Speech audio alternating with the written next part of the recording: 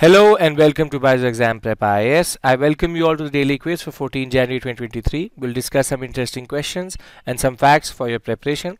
I hope these sessions are enriching your preparation generally, and if you do find them useful, do like, share and subscribe to our channel. With this, let's discuss the first question. With reference to the MB Ganga Vilas, consider the following statements. It is the world's longest ever cruise from Varanasi to Dibrugarh. The cruise vessel has been jointly made by India and Bangladesh under Public-Private Partnership or PPP. Which of the statements are correct? The context of this question is an extremely important news for you, which is the Prime Minister flagging off the longest ever cruise from Varanasi to Dibrugarh. And yes, it is the world's longest cruise because it will take 51 days to cover the 3200 kilometers between Varanasi and Dibrugarh via Bangladesh itself, and it is a very important development when it comes to tourism in India. It's a very important article both in the Indian Express and the Hindu. When it comes to the second statement, this is an incorrect statement. This is totally correct. It is the world's longest ever cruise, 3200 kilometers, 51 days. But see, this statement is incorrect because the cruise vessel itself, the MB Ganga Vilas, is not jointly developed by India and Bangladesh. Rather, it is the first indigenously developed cruise vessel itself, which is again very significant when it comes to this news. So the answer to this question is A, which is one only. Remember, longest river cruise, along with the fact that the vessel itself is indigenously made. With this, let's move to the second question. The city of Saledar, which was recently in the news, is located in Syria, Yemen, Ukraine or Russia. The context is equally interesting, which is that Russia has recently claimed that it has captured the city of Saledar, whereas Ukraine denies this annexation. This is one of the latest development in the Russia-Ukraine crisis itself. A city has now been captured by Russia. However, Ukraine claims that they are just bluffing because of the wartime losses which they have incurred. So the city itself becomes important, and remember, in the Russia-Ukraine crisis, remember the city names that can be asked easily in the question paper, and more than that, these cities have very peculiar names, so you need to create a certain list of Donetsk, Soledar. These are very important and interesting cities which have been involved. Russia claims that it has won this sector and it needs this win because it has been suffering a lot of losses, but Ukraine denies the same. So the city of Saledar, which was recently in the news, is in Ukraine. Remember, these two are the options which will confuse you, but you have to make sure that you know most of the cities are in Ukraine. They have not entered Russia. Therefore, there will be no city which will be referring to Russia itself. It will be mostly a Ukrainian city which has been annexed. Now, question number 3. With reference to PM SVANidhi scheme, consider the following statements. It provides a platform for farmers to carry out digital transactions. It facilitates microcredit by giving farmers letter of recommendation for easy access to loans. Which of the statements are correct? Now, this question is equally important because of the fact that it is a scheme and it was recently in the news. It's a PIB based concept. Before I go to the article itself, at face value, this sounds correct. Both the statements sound correct. However, both the statements are incorrect because it is not a farmer based scheme. Rather, it is street vendors, and they want to push street vendors into microcredit zones, facilitate financial inclusion by giving them digital transaction capabilities, and also LOR so that they can get easy access to loans. So here the answer is D, but the context is equally interesting, a PIB based news, because in the last 2 years, the PM SVANidhi scheme has disbursed more than 40 lakh loans worth rupees 4,600 crores to 45 lakh beneficiaries under this scheme itself. And remember, it is a street vendor based scheme, not farmers. That is a very important point you need to remember.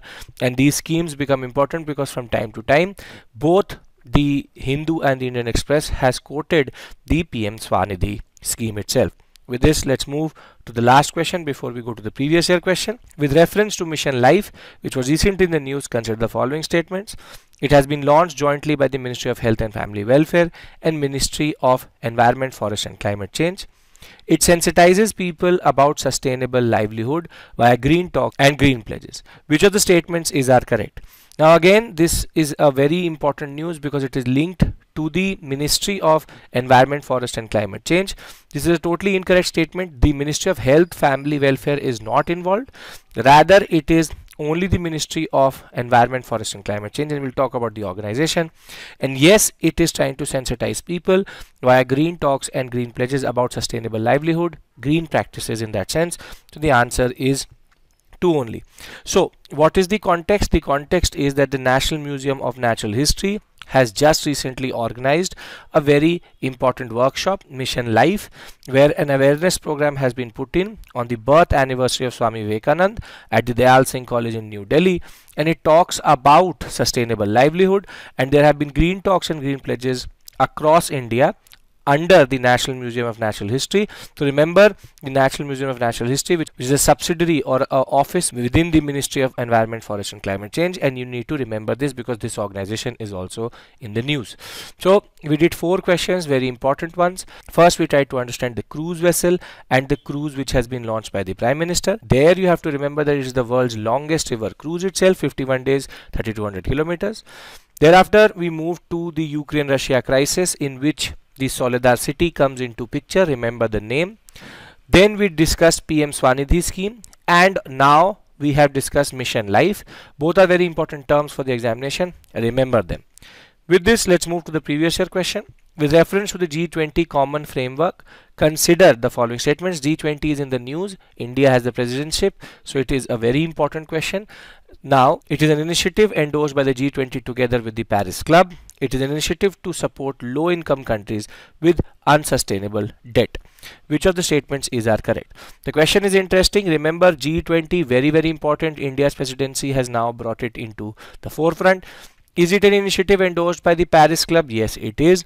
And it supports low-income countries which have taken unsustainable debt from China. Both the statements are correct. China being the neo-imperialistic power which is trying to do a debt imperialism. The G20 is now trying to undercut that by helping these countries, specifically African countries which have taken a lot of debt from China, and they are trying to pay it off in a sustainable way itself. So it's an interesting scheme which talks about world history, international relations, and the fact that now the G20 itself is intervening into debt imperialism and the unsustainable debt which has been created in Africa, even in Pakistan.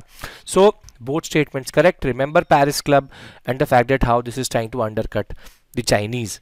With this, the last important aspect of the DQ itself, which is the fact of the day. The fact of the day is that Vidisha has become the first ever district in India itself which has allowed 5G use or deployed 5G use specifically for startups. And this is a very interesting aspect, that Vidisha, which is an aspirational district in Madhya Pradesh itself, has now given ground deployment of 5G to specifically startups so that they can develop, use the 5G potential well.